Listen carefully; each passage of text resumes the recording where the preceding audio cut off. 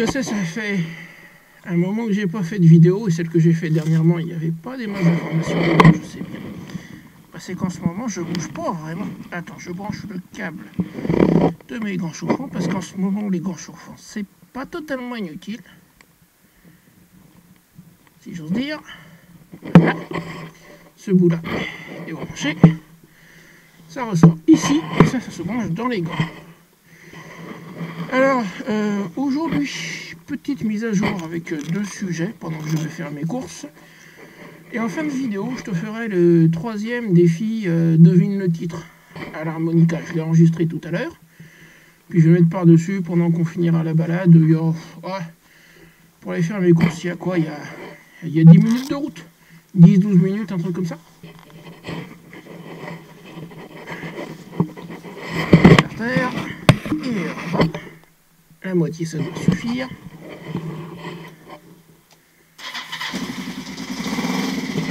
Ouais, donc deux sujets à traiter aujourd'hui, plus le petit défi. Alors on va brancher l'autre gant. Là.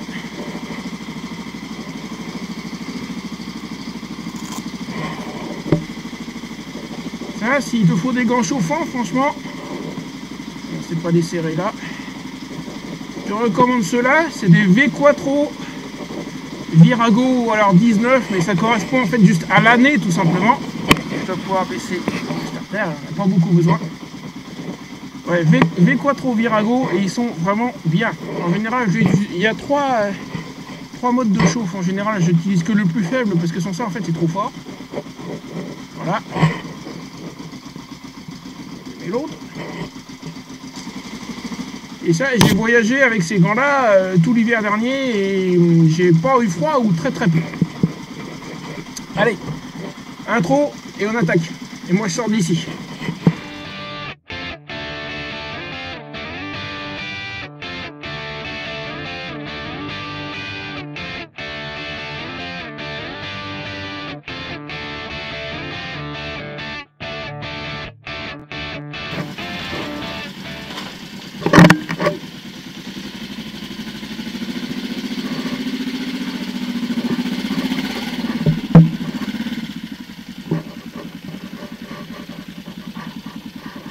Tu vois la montée, je l'aime pas. Tu vois les traces de pneus? J'ai dérapé une fois ou deux ici. Le pire c'est la descente en fait. Comme mon frein arrière freine pas grand chose, voire rien du tout, je suis obligé de mettre de l'avant, et pour garder le contrôle d'une moto à petite vitesse, il vaut mieux éviter le frein avant. Bon, par contre, la grosse trace de pneu qui est sur le devant, là c'est le frein arrière quand je montais encore au milieu. À présent, je monte sur la... Tiens, il y a Choupette là-bas. Je monte sur le côté. À la montée encore en général. Et tu vois, j'ai un petit peu dérapé là quand même. Mais à la montée en général ça va. Le difficile c'est la descente. Allez. On y va.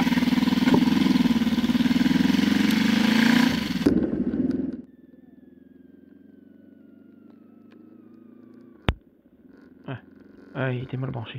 Pas deux fois, non, ça va bien.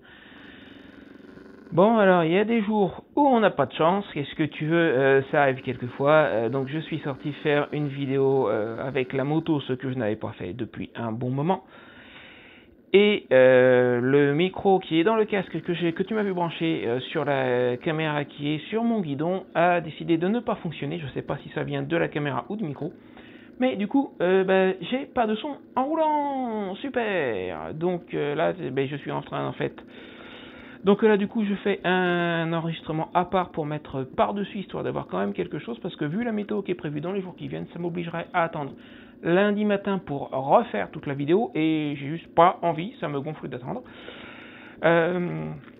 Donc voilà, déjà que je fais pas beaucoup de vidéos en ce moment, si en plus je perds plusieurs jours à cause d'une bêtise pareille, ça m'emballe pas.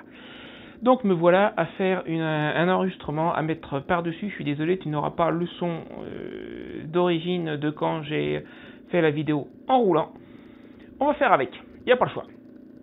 Donc aujourd'hui, petite mise à jour sur ce qui se passe en ce moment. Donc quelqu'un dans les commentaires sur une de mes dernières vidéos m'a demandé quand je pensais pouvoir repartir. Alors si j'avais une réponse exacte, tu le saurais déjà, mais donc on va en discuter aujourd'hui. Je vais t'expliquer ce qui se passe. D'abord, on va commencer par les réparations sur Rocinante. En fait, quand je dis les réparations, je parle du joint de fourche qui fuit. J'espérais pouvoir y aller cette semaine. Malheureusement, l'ami qui doit s'en occuper m'a dit que cette semaine, il n'était pas dispo, donc je suis en train de surveiller la météo pour la semaine prochaine. A priori, alors jusqu'ici, la semaine qui vient avait l'air bien pourrie niveau météo, mais tu sais comment sont les prévisions de Météo France à plus de 2 ou 3 jours, c'est pas fiable. Et là, ça vient de nettement s'arranger. Il semble que la semaine doit être plutôt globalement belle. Donc j'envisage d'y aller mercredi, jeudi ou vendredi. Il faut que je vois avec lui s'il est dispo ces jours-là. En tout cas, niveau météo, surtout jeudi, vendredi, il devrait, si ça ne change pas entre-temps, il devrait faire beau avec quasiment pas de vent. Mercredi, il doit faire beau avec un peu de vent. Bon, le vent, ça m'inquiète pas, ça m'empêche pas de rouler. Donc cette réparation-là, ça va être a priori pour la semaine prochaine, et c'est ce qui me débloquera un peu, c'est ce qui me permettra d'aller rouler à droite à gauche et de te faire visiter un petit peu la région. Pour rappel, depuis 2 mois environ, je suis dans le nord du Loiret chez ma sœur, en attendant de pouvoir repartir dans de meilleures conditions. On va en reparler dans un moment. Donc une fois la fourche de Rocinante arrangée, j'irai me balader dans la région. Il y a des choses à voir, il y a des belles petites randos, on n'est pas loin notamment de la forêt de Fontainebleau entre autres. Donc oui, il y a des petites choses à voir dans le coin, et mon seul impératif pour pouvoir faire ça, c'est d'arranger ce joint de fourche qui fuit et qui fuit bien. Donc voilà, ça serait a priori pour la semaine prochaine, je te confirmerai ça très bientôt. Ensuite, pour ce qui est de repartir vraiment à l'aventure et de reprendre vraiment mon voyage, j'attends toujours mon budget. Alors il faut que tu comprennes une chose, si j'en ai pas tellement parlé ces derniers temps, c'est qu'en fait moi-même je n'ai pas d'informations. Alors c'est quelque chose que j'ai pu vérifier par une source indépendante. Depuis environ 3 semaines, il y a un silence radio sur toute cette affaire. On m'avait expliqué que c'est une pratique assez commune, et j'ai pu confirmer ça grâce à un ami qui est habitué de ces grosses transactions. Alors peut-être pas de cette taille-là, parce que là on est quand même en train de parler de probablement la plus grosse transaction financière de l'histoire moderne. Mais c'est quelqu'un qui est habitué quand même aux grosses transactions commerciales. Et il m'a confirmé qu'effectivement c'est une pratique courante. Alors je t'explique pourquoi il y a un silence radio sur cette affaire depuis plusieurs semaines. C'est que il y a parmi les partenaires principaux, il y a 5 milliardaires qui possèdent entre plusieurs sociétés qui sont cotées en bourse. Et dans ces grosses affaires, lorsque certaines des personnes impliquées possèdent des sociétés cotées en bourse, il y aurait éventuellement un risque sur la fin, juste avant que la transaction ne se fasse, qu'ils soient plus tard accusés de délit d'initié.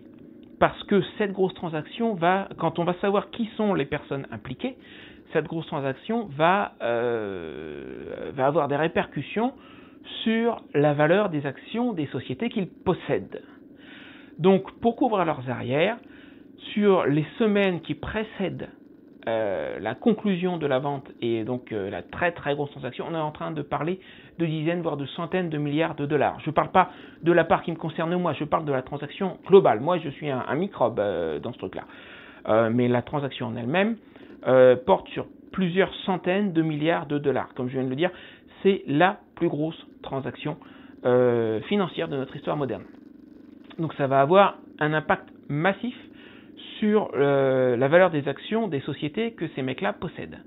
Et éventuellement, il y aurait un risque, plus il y a d'informations qui transitent sur la dernière phase, et plus il y a de risques qu'ils soient dans le futur accusés de délit d'initié. Donc ils couvrent tout simplement leurs arrières en ne laissant filtrer quasiment aucune information. Ce qui fait que moi, de mon côté, qui suis beaucoup plus loin dans la chaîne, j'ai pas grand chose à me mettre sous la dent et j'ai pas grand chose à te donner comme info sur ce qui se passe. Alors s'il y a quand même une chose, donc l'affaire a pris un petit peu de retard, mais on a une semaine spécifique qui a été sélectionnée pour la clôture de la vente. Quand je dis une semaine spécifique, c'est pas juste la signature au bas d'un document comme l'achat d'une maison, c'est beaucoup plus complexe que ça. Pour rappel, dans cette affaire, il y a 8 banques centrales de 8 pays différents, 5 milliardaires, et ça c'est côté acheteur, et côté vendeur, il y a une société qui possède une propriété intellectuelle. C'est surtout ça qui fait l'objet de la vente, c'est une technique qui va permettre à des États d'utiliser les crypto-monnaies. Jusqu'ici, les crypto-monnaies étaient beaucoup trop lentes pour être utilisées au niveau d'un État. Donc c'est ça qui fait l'objet de cette vente. Donc on a une société avec cette propriété intellectuelle, des locaux, des employés, enfin tout un fonctionnement. Et il va y avoir un transfert de valeur dans un sens et de propriété intellectuelle et de locaux, etc. dans l'autre. C'est ça qu'on attend, et ça se fait pas en 2 heures en signant au bas d'un document. Donc le processus de clôture va prendre plusieurs jours. Il y a une semaine spécifique qui a été sélectionnée pour cette clôture, et cette semaine, on nous a dit, va être avant la fin de l'année. C'est tout ce que je sais. Je ne sais pas exactement de quelle semaine il s'agit. Maintenant, la fin de l'année, elle est plus très loin, on est début décembre. Il est quand même très peu probable qu'il fasse ça sur la semaine des fêtes, donc on peut exclure, je pense, la dernière semaine du mois. Il ne reste plus beaucoup de possibilités. Donc je pense que dans les 10-15 jours qui viennent, je devrais être fixé de façon définitive, la clôture devrait se faire, et une fois qu'elle est faite, tout ce silence radio pour les protéger, ça sera fini. Également, l'accord de non-divulgation qui lie la personne qui a offert à des gens comme moi cette opportunité, la possibilité de participer dans cette vente, va expirer. Son accord de non-divulgation n'aura plus de raison d'être. Il pourra nous en dire beaucoup plus, et je vais savoir notamment qui est impliqué, qui sont les 5 milliardaires dans l'histoire, etc., quelle est la société qui est vendue, et tout ça je pourrais te le dire. Jusque-là, je n'ai strictement aucune information à me mettre sous la dent en dehors de ce que je viens de te dire, et je suis tout simplement dans l'attente. Alors malheureusement pour moi, donc l'affaire a pris un petit peu de retard, ça veut dire que mon plan pour partir début janvier est à l'eau, ça sera un peu plus tard. À vue de nez, je dirais, si la clôture est faite mi-décembre, on va dire, je vais couper au milieu, on va supposer que ce soit aux alentours du 15 décembre par exemple. Derrière, le paiement principal se fait. Alors moi, ça ne me concerne pas moi, encore une fois, moi je suis plus loin le long de la ligne. Quand je dis le paiement principal, c'est l'échange de valeur d'un côté entre les 8 banques centrales et les 5 milliardaires, et de l'autre côté la société qui est vendue. Donc les partenaires principaux reçoivent ce qui leur est dû, le vendeur, la personne qui travaille avec lui et qui m'a permis à moi d'entrer dans cette affaire-là, lui va recevoir ce qui lui est dû, et lui derrière, j'ai le mot anglais en tête, dispatch, il répartit à ses propres partenaires à lui ce qu'il leur a promis. Mais ça va demander un petit peu de temps, parce qu'entre les deux, c'est une transaction tellement énorme qu'il va falloir l'aval du département de la sécurité intérieure américain, Homeland Security. Comme la transaction se fait sur le sol américain, c'est eux que ça regarde. Ils vont devoir valider la transaction. C'est le boulot de ce nouveau service qui a été créé après le 11 septembre 2001. Ils sont là pour vérifier la légalité des grosses transactions qui se font, entre autres, pas que ça, mais ça tombe dans leurs attributions. Maintenant, ils sont déjà au courant de l'affaire depuis longtemps. Normalement, ils s'y sont préparés, donc ça ne devrait pas prendre, ça va pas prendre 3 mois pour qu'ils donnent leur aval. On s'attend plus à ce que ce soit une question de jours. Mais ça va nécessiter un petit délai supplémentaire après la clôture, en espérant que ça ne tombe pas sur Noël. Genre la clôture se fait le 22 décembre, là ça va forcément retarder un petit peu. Mais si ça se fait au milieu du mois de décembre, le passage par Homeland ne devrait probablement prendre que quelques jours. Donc les partenaires principaux vont recevoir leur paiement, je pense, avant Noël dans ce cadre-là. Moi, qui suis plus loin le long de la ligne, je vois bien recevoir mon avance aux alentours du 15 janvier, par là, mi-janvier. Je pense qu'il y a des chances que ce soit dans ces eaux-là. Encore une fois, ça, attention, c'est de la spéculation. Tant que la clôture n'est pas faite, je n'ai pas de certitude. Derrière, il faut que je commande la moto. Là, ça va être... c'est un petit peu une question de chance. Ce que m'avait dit le responsable de la concession d'Orléans quand je suis allé faire un essai là-bas, c'est que le modèle que je veux, à savoir la Indian Vintage, c'est un modèle relativement peu commun en France. Lui n'en a pas en stock. Il y en a peut-être, il est possible qu'il y en ait une quelque part dans une concession en France, et s'il y en a une dans une concession, il peut me l'avoir, mais pour ça, il faut qu'il fasse une recherche en concession. Du coup, je ne saurais s'il y en a une de dispo quelque part chez nous que lorsqu'il aura fait sa recherche, donc que quand j'aurai mon budget et que je pourrai lui dire c'est bon, je suis prêt. Maintenant, si jamais il n'y en avait pas une, j'ai un plan B et même un plan C. Mon plan B, c'est que je vais lui dire si tu n'en trouves pas une en neuf, mais qu'il y en a une d'occasion quelque part dans une concession, une récente encore sous garantie de 2019 ou après. Pourquoi 2019? C'est parce qu'en 2019, ils ont introduit une fonctionnalité qui m'intéresse au plus haut point, qui est la désactivation automatique du cylindre arrière. Dans les ralentissements ou quand tu t'arrêtes pour une raison ou pour une autre, le cylindre arrière se désactive automatiquement, ce qui fait que la moto chauffe moins. Il ne faut pas oublier que c'est une moto à refroidissement par air. Donc cette fonctionnalité-là, je veux absolument l'avoir. Je vais lui dire s'il y en a une d'occasion quelque part dans une concession de 2019 ou après, je suis preneur. Et mon plan C, c'est que s'il n'y a pas de vintage, ni en neuf, ni en occasion récente, je vais lui dire une Springfield, ça m'ira aussi. La Springfield, c'est un peu le même idée que la vintage, c'est-à-dire c'est une moto sans carénage à l'avant, c'est la même base bien entendu. Pas de carénage, juste une bulle, un peu comme Rocinante. C'est une moto nue, avec juste une bulle. Et au lieu d'avoir des sacoches en cuir souple, enfin encore que c'est du semi-rigide sur la vintage, ça va être des sacoches en dur. Niveau style, j'aime un peu moins, mais ça me va aussi. Alors si je dois choisir entre ne pas avoir la moto parce qu'il faut des mois pour en obtenir une neuve, ou avoir une Springfield, je prendrai la Springfield en neuf, ou encore une fois, au pire aussi, en occasion récente. Bon, tout ça, je ne saurai que quand je serai prêt à passer ma commande. Et ensuite, il y a d'autres éléments de matériel qu'il faudra que je commande, mais ça, c'est limite du détail. Ça va être la remorque et puis quelques autres éléments, etc. Donc voilà pour les nouvelles fraîches qui, je le sais bien, sont relativement limitées, mais je suis désolé, je n'en ai pas plus.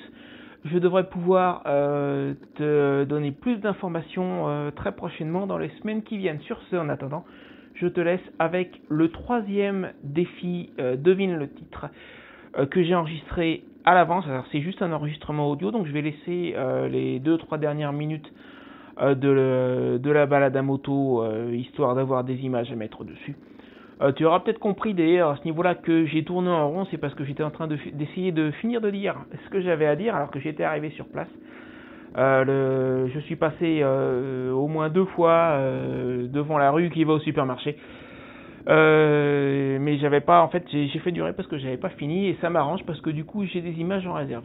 Voilà, sur ce, n'oublie pas le petit j'aime, le petit commentaire, ça devrait déjà être fait ça, mais qu'est-ce que tu fabriques, ça devrait déjà être fait, allez. Un petit partage, ça fait toujours aussi très plaisir, je te remercie d'avance. Et sur ce, je te laisse avec le troisième défi, donc dis-moi le titre dans les commentaires. Alors là, à la limite, t'as plusieurs choses à me dire, si tu veux, si tu arrives à les trouver. Il y a le titre du film, il y a le titre de la chanson, et il y a le nom de l'acteur principal. Allez, je te laisse chercher ça. Ok, défi, devine le titre numéro 3, si je dis pas de bêtises. Un film américain par Hollywood. Alors comme d'habitude, je vais te donner deux indices, un assez vague et un peu plus précis. Le assez vague avant le morceau, le plus précis après. Donc l'indice assez vague, c'est un film américain du début des années 80. Allez, c'est parti.